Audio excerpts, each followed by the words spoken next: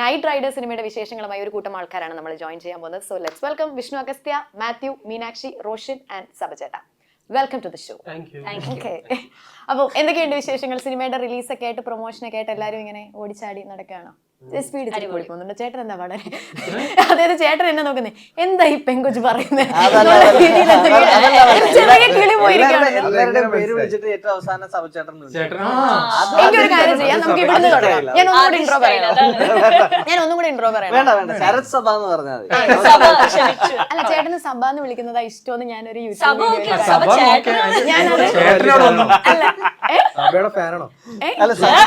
സഭ ചേട്ടൻ എങ്ങനെ വന്നു എന്നാണ് പുള്ളി. ആണോ? സഭ എന്ന് വിളിച്ചാൽ മതി. ഓക്കെ, സഭ. അല്ല, ഞാൻ ഇന്റർവ്യൂസ് എന്തൊക്കെ ഇങ്ങനെ റെഫർ ചെയ്തപ്പം സഭ എന്ന് വിളിക്കുന്നതാ ഇഷ്ടമെന്ന് പറഞ്ഞു. അപ്പൊ സഭ അല്ല, ഞാനൊന്ന് റെസ്പെക്ട് ചെയ്യാന്ന് വിചാരിച്ചു.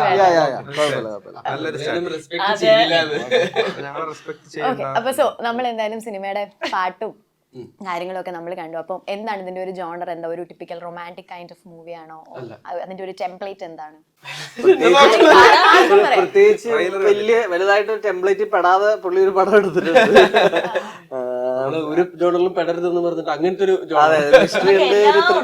മിസ്റ്ററി, ത്രില്ലിംഗ്, റൊമാൻസ്, ഫൈറ്റ്, അങ്ങനത്തെ എല്ലാ ഹ്യൂമർ, എല്ലാ എലമെന്റ്സും ഉണ്ട്. എന്തായാലും ബാക്കി കണ്ടു കഴിഞ്ഞാൽ കൃത്യം മനസ്സിലാവും. അങ്ങനെ നമുക്ക് ഗസ് ചെയ്യണ്ടല്ലോ, നമ്മളൊന്നും എക്സ്പെക്ട് ചെയ്യാതെ ഒരു സിനിമ കണ്ടെന്നാണ് അല്ലേ? ഞാൻ എപ്പോഴും സിനിമകളെ അങ്ങനെയാണ് അതായിരിക്കും നല്ലത്. സിനിമ കണ്ടിട്ട് വരാം. അല്ല, അതൊരു സാധാരണ ചോദ്യമല്ലേ? നിങ്ങള് സിനിമയുടെ പ്രൊമോഷന്റെ ഭാഗമായിട്ട് വരുമ്പോ നമ്മൾ സ്ഥിരം ചോദിക്കുന്ന ചോദ്യമാണ് ഇതൊക്കെ. ഫസ്റ്റ് നമ്മൾ അങ്ങനെ ചോദിച്ചിട്ടാണല്ലോ ബാക്കി കാര്യങ്ങളിലേക്ക് പോകുന്നത്. ആദ്യം തന്നെ ആവശ്യമില്ലാത്ത ചോദ്യങ്ങളൊക്കെ ചോദിച്ചു പിന്നെ മാത്യുവിനെ നമ്മൾ ഇതിനകത്ത് കാണുമ്പോൾ കുറച്ചൊരു മെച്യൂർഡ് ലുക്ക്, താടിയൊക്കെ വെച്ചിട്ടുണ്ട്. അപ്പൊ ആ ഒരു നേരത്തെ നമ്മൾ കണ്ട ആ ഒരു പയ്യൻ ലുക്കിൽ നിന്ന് മാറി കുറച്ചൊരു അഡൾട്ട് ക്യാരക്ടർ പിടിച്ചതാണോ? അത് ഫുൾ ക്രെഡിറ്റ്സ് ടു ഡയറക്ടർ നൗഫലിക്ക. മേക്കപ്പ് ചെയ്തത് റോണക് ചേട്ടനാണ്. പിന്നെ കോസ്റ്റ്യൂംസ് മെൽവിജ്. അപ്പൊ ഇവരുടെ മൂന്നുപേരുടെയും ഒരു, എസ്പെഷ്യലി നൗഫലിക്കയുടെ ഒരു വിഷനാണ് നേരത്തെ പോലെ പയ്യൻ എന്നുള്ളതല്ലാണ്ട് ഒരു എന്താ ഒരു ആ ഒരു ഫീല് കൊണ്ടുവരണം, ആ ഒരു ഡിഫറൻസ് കൊണ്ടുവരണം എന്നുള്ളത് ഇവരുടെ മൂന്നുപേരുടെ, അവർ മൂന്നുപേരും ചേർന്ന് എടുത്ത തീരുമാനങ്ങളിൽ ഉണ്ടായ ഒരു ലുക്കും ഒരു ഇതുമാണ്. അപ്പൊ ഫുൾ ക്രെഡിറ്റ്സ് ടു. അപ്പൊ മാത്യുവിന് ഇങ്ങനെ ഇന്റൻഷനലി ഉള്ളിലൊരു തീരുമാനം ഉണ്ടായിരുന്നു, അതായത് ക്യാരക്ടർ ഒന്ന് ചേഞ്ച് ചെയ്ത് പിടിച്ചു തുടങ്ങണം, ഇനി നമ്മളിങ്ങനെ സ്റ്റുഡന്റ് അല്ലെങ്കിൽ ഒരു കോളേജ് ഗോയിങ് അങ്ങനത്തെ റോളുകൾ അല്ലാതെ സ്കൂള് ചെയ്യരുത് എന്നുള്ളതാണ് എടുത്തത്. ചർമ്മം കണ്ട പ്രായം തോന്നാത്ത കാരണം എല്ലാരും ഇങ്ങനെ സ്കൂളിലൊക്കെ ചെയ്യാൻ പറ്റുന്നതാണോ?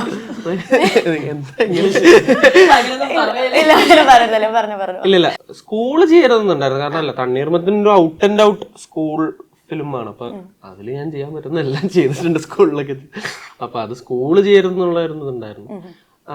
ക്യാരക്ടർ ബ്രേക്ക് ചെയ്യണം എന്ന് അങ്ങനെയല്ല, വേറെ പരിപാടികൾ വരണം എന്നുള്ള ആഗ്രഹം എപ്പോഴും ഉണ്ടായിരുന്നു.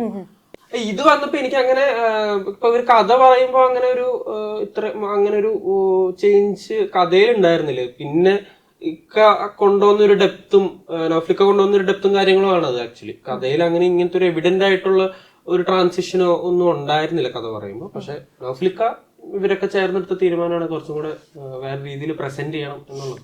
ലോക, തലവര തുടങ്ങിയ ഹിറ്റ് സിനിമ, അതായത് ഹിറ്റ് സമ്മാനിച്ചതിന് ശേഷം അടുത്തതായിട്ട് ചേട്ടന്റെ റിലീസ് ആവുന്ന സിനിമയാണ് നൈറ്റ് റൈഡേഴ്സ്. സോ ചേട്ടന് ടെൻഷൻ ഉണ്ടോ, അല്ലെങ്കിൽ ചേട്ടൻ എന്താ എക്സ്പെക്ട് ചെയ്യുന്നത് സിനിമയിൽ നിന്ന്? നമ്മളത് കൺസീവ് ചെയ്യുമോ? അല്ലെങ്കിൽ യൂഷ്വലി നമ്മുടെ ഒരു സിനിമ ഭയങ്കരമായിട്ട് ആൾക്കാർ സ്വീകരിക്കപ്പെടുമ്പോൾ അടുത്ത സിനിമ ഇറങ്ങുമ്പോൾ നമുക്കൊരു ടെൻഷൻ ഉണ്ടാവുമോ?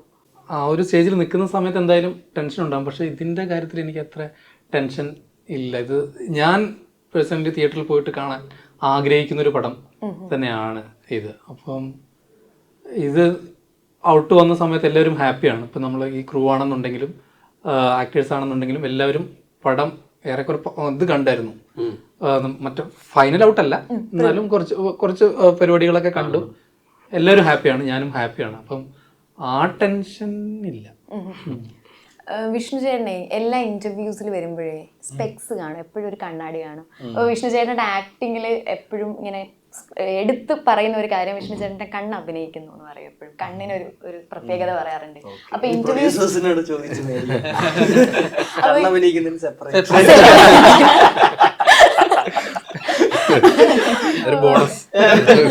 എന്തോ ഞാൻ പറഞ്ഞത് കള്ളാന്ന് നിങ്ങൾക്ക്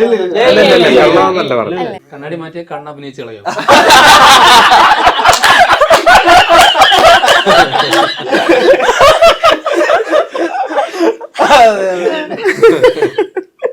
അല്ല, ഞാൻ ഇന്നലെയൊക്കെ ട്രാവലിംഗ് ആയിരുന്നു. അപ്പൊ മിക്കവാറും ഉള്ള എനിക്ക് തോന്നുന്നു ഒരുവിധമുള്ള ആക്ടേഴ്സ് ഒക്കെ വന്ന് ഈ കണ്ണാടി വെക്കുന്നത് കഴിഞ്ഞാൽ എവിടെയെങ്കിലും ട്രാവലിലായിരിക്കും, ക്ഷീണമായിരിക്കും. അപ്പൊ ഇപ്പൊ നിങ്ങളിപ്പോ ഒരു കല്യാണത്തിന് മുമ്പ് കൂടുതൽ ഒരുങ്ങുന്നത് എന്തിനാ? അതുപോലെ നമ്മള് എന്താ പറയുന്നേ, നല്ല ക്ഷീണമുള്ള ഐസ് ഒന്നും കാണിക്കണ്ട എന്ന് വിചാരിച്ച് ഇങ്ങനത്തെ ഒരു സംഭവം വെക്കുന്നേ ഉള്ളൂ. ഓക്കെ.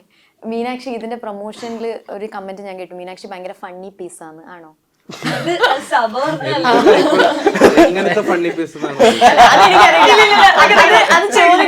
അത് ചോദിച്ചാളോട് ചോദിക്കാം. നീ തന്നെ പറഞ്ഞു നീ ഫണ്ണി പീസ്. ഒരു കുട്ടി ചോദിച്ചു നിങ്ങളുടെ ലൊക്കേഷൻ എങ്ങനെ ഫണ്ണായിരുന്നു? ആ നല്ല ഫണ്ണായിരുന്നു, ഇതാണ് ഫണ്ണി പീസ്. അല്ല, മീനാക്ഷിയാണ് നമ്മുടെ മെയിൻ സോഴ്സ് ഓഫ് എന്റർടൈൻമെന്റ്. മീനാക്ഷിയാണ് മെയിൻ. സീരിയസ് ആയിട്ട് ഓരോ കാര്യങ്ങൾ പറയും. മീനാക്ഷി ഇല്ലായിരുന്നെങ്കിൽ നമ്മള് മറ്റേ ഇങ്ങനെ സീരിയസ് ആയിട്ട് ഒരു മെജോറിറ്റി ഓഫ് ടൈം നമ്മുടെ ഭയങ്കര സീരിയസ് ആയിട്ട് നമ്മളിങ്ങനെ ഇരുന്നത്. പക്ഷെ മീനാക്ഷി ഉള്ളതുകൊണ്ട് അതങ്ങനെ പോയി. മീനാക്ഷിയുടെ ക്യാരക്ടർ നോക്കുമ്പോ നമുക്ക് സീരിയസ് ആയി പറയുന്നതാണ് വിചാരിച്ചേ. അല്ലാണ്ട് ഞാൻ സീരിയസ് ആയിട്ട് എടുത്ത മീനാക്ഷി അല്ലേ? ഞാനിവിടെ വന്നിരുന്നപ്പോഴും മീനാക്ഷി ഭയങ്കര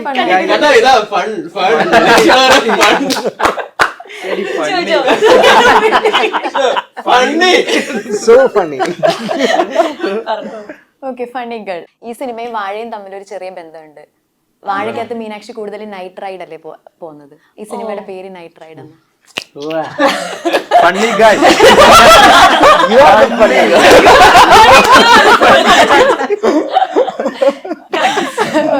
നല്ല ഒബ്സർവേഷൻ ആണോ? നല്ല ആണോ? ചളിയൊന്നും അല്ല ഇത്. പക്ഷെ വാഴയുടെ ഇതെന്താ മറ്റേ ഹൈബോസ്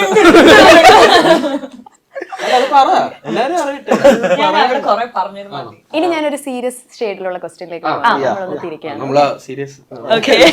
ഇതിന് വേണമെങ്കിൽ ആർക്ക് വേണമെങ്കിലും ആൻസർ ചെയ്യാം, പക്ഷെ എന്നാലും ഞാൻ വിഷ്ണു ചേട്ടനെയാണ് മനസ്സിൽ ഉദ്ദേശിക്കുന്നത്.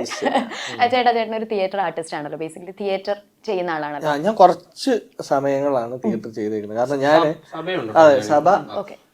അപ്പൊ എന്തായാലും വെച്ചാൽ നമ്മള് തിയേറ്ററിന്റെ ബാക്ക് ഡ്രോപ്പിൽ വർക്ക് ചെയ്തിട്ടുണ്ടെന്ന് പറയാൻ നമ്മൾ ഭയങ്കര പ്രൗഡാണ്. പക്ഷെ തിയേറ്റർ ആർട്ടിസ്റ്റ് എന്നൊക്കെ പറയാന്ന് പറഞ്ഞാൽ ഞങ്ങളൊക്കെ അത്രയധികം 200-250 സ്റ്റേജുകളിലൊക്കെ പ്ലേ ചെയ്യുന്ന ആളുകളെ കണ്ടിട്ടുണ്ട്. അപ്പൊ അവരുടെയൊക്കെ മുമ്പ് വെച്ച് തിയേറ്റർ ആർട്ടിസ്റ്റ് എന്നൊന്നും പറഞ്ഞിരിക്കാനുള്ള സ്പേസ് ഇല്ല നമുക്ക്. ആ സമയത്ത് ഓപ്പർച്യൂണിറ്റി ഇല്ലാത്തതിന്റെ പേരിൽ ഈ മീഡിയവുമായിട്ട് ഏറ്റവും അടുത്ത് നിൽക്കാൻ നമ്മൾ എടുത്തിരുന്ന മെത്തേഡാണ്. അത് ഞങ്ങളെ ഭയങ്കരമായിട്ട് ഹെൽപ്പ് ചെയ്തിട്ടുണ്ട്. ഏതെങ്കിലും സ്ഥലങ്ങളിൽ ചെന്ന് വളരെ ഷോർട്ട് ടൈമിൽ എന്തെങ്കിലും ഒരു കാര്യം ചെയ്യാനൊക്കെ ആയിട്ട് പറ്റുന്നത് അതുകൊണ്ടായിരിക്കും ഞാൻ വിചാരിക്കുന്നത്. അതല്ലാതെ ഒരു സ്ഥലത്തും ആ ധൈര്യം കോളേജിലോ സ്കൂളിലോ പഠിക്കുമ്പോൾ ഒരു പാട്ട് പാടിയോ നൃത്തം ചെയ്തോ ഏതെങ്കിലും തരത്തിൽ ഒരാളെ എന്റർടൈൻ ചെയ്തിട്ടില്ലാത്ത ആൾക്കാരാണ്. അപ്പൊ അഭിനയിക്കുക എന്ന് പറയുന്നത് നമ്മുടെ ഇവിടുത്തെ ടോട്ടൽ ഒരു ധാരണ വെച്ചിട്ട് ദൈവത്തിന്റെ കയ്യിൽ നിന്ന് ഭയങ്കരമായ അനുഗ്രഹം കിട്ടിയേക്കുന്ന ഏതോ ആൾക്കാരായിട്ടാണ് എനിക്കൊന്നും ഒരിക്കലും തോന്നിയിട്ടില്ല ഞാൻ ഭയങ്കര അനുഗ്രഹം കിട്ടിയ ആളാണ്, പോയി ഇനി ഞങ്ങൾ അഭിനയിച്ചാൽ മതി എന്ന് തോന്നിയിട്ടില്ല. അതുകൊണ്ടാണ് ഇതിന്റെ പരിസരങ്ങളിൽ വർക്ക് ചെയ്തത്. ചോദ്യം തിയേറ്റർ ആർട്ടിസ്റ്റ് ആണല്ലോ. ബാക്കി ഞാൻ എന്റെ ചോദ്യം അങ്ങ് മറന്നു സംസാരിച്ചപ്പോ ഞാൻ ഉദ്ദേശിച്ചത്, അപ്പൊ നമുക്കിപ്പോ തിയേറ്റർ ചെയ്യുന്ന സമയത്തെ ഒരു ക്യാരക്ടറിലേക്ക് നമ്മൾ കയറുക എന്ന് പറയുമല്ലോ, അതിന് കുറച്ചും കൂടെ ടൈം കിട്ടുമല്ലോ നമുക്ക് തിയേറ്റർ ചെയ്യുമ്പോൾ. ഇപ്പൊ ഫോർ എക്സാമ്പിൾ ഇപ്പൊ ഒരു റിഫ്ലെക്സ് ആക്ഷൻ ഒക്കെ നമ്മൾ ചെയ്യുമ്പോൾ തിയേറ്റർ ആകുമ്പോൾ അത് സ്പോണ്ടേനിയസ് ആയിട്ട് നമുക്കത് ചെയ്യാൻ പറ്റും. പക്ഷെ സിനിമയിൽ വരുമ്പോൾ അത് കട്ട് ചെയ്ത് അത് കഴിഞ്ഞിട്ടായിരിക്കും അടുത്ത നമ്മുടെ റിഫ്ലെക്സ് ആക്ഷൻ എടുക്കുന്നത്. സോ സിനിമയിൽ വരുമ്പം അതെങ്ങനെയാ നിങ്ങൾ അത് ടാക്കിൾ ചെയ്യുന്നത്, അല്ലെങ്കിൽ അങ്ങനെ ആ ഒരു ചേഞ്ച് എങ്ങനെയാ അത് ചെയ്യുക? ബേസിക്കലി നമ്മള് സിനിമയിലെത്തി എന്തെങ്കിലും ചെയ്യാനാണ് ഇതൊക്കെ പരിശ്രമിച്ചത്. അപ്പൊ തിയേറ്റർ ചെയ്യുമ്പോൾ ഉള്ള സ്പേസ് എന്ന് പറഞ്ഞാൽ നമുക്ക് ഒരുപാട് തവണ റിഹേഴ്സ് ചെയ്ത് ഒരുപാട് തവണ ഈ ലൈൻസിൽ റിപ്പീറ്റ് ചെയ്യാനുള്ള ഒരുപാട് സാധ്യതയുണ്ട്. പിന്നെ ഒരു ഒറ്റ തവണ ഹോളായിട്ട് അങ്ങ് പ്ലേ ചെയ്യാം. ഇത് പക്ഷെ അങ്ങനല്ല. നമ്മള് എന്താ പറയുക, ഉറപ്പായിട്ടും ഇത് വേറൊരു മീഡിയം വെച്ച് ഷൂട്ട് ചെയ്യുന്ന നമ്മള് ക്യാമറയ്ക്ക് വേണ്ടി തന്നെയാണ് അഭിനയിക്കുന്നത്. മനസ്സിലായി? ഇത് കാണിക്കാനാണ് അഭിനയിക്കുന്നത്. അപ്പോൾ അതുകൊണ്ട് തന്നെ നമ്മുടെ ഫിലിം മേക്കറിന്റെ മനസ്സിൽ ആ ആക്ടർ എത്ര അളവിൽ പെർഫോം ചെയ്യുമോ അതിലേക്കാണ് നമ്മൾ എത്തേണ്ടത്. മറ്റേ സ്ഥലങ്ങളിൽ കയറി നമ്മുടെ അളവുകൾ കുറച്ചും കൂടെ നമുക്ക് നിശ്ചയിക്കാം. ഇപ്പൊ രണ്ടും രണ്ട് മീഡിയം ആയ സ്ഥിതിക്ക് അതിനുള്ള വ്യത്യാസങ്ങൾ എന്തായാലും ഉണ്ട്. അപ്പോൾ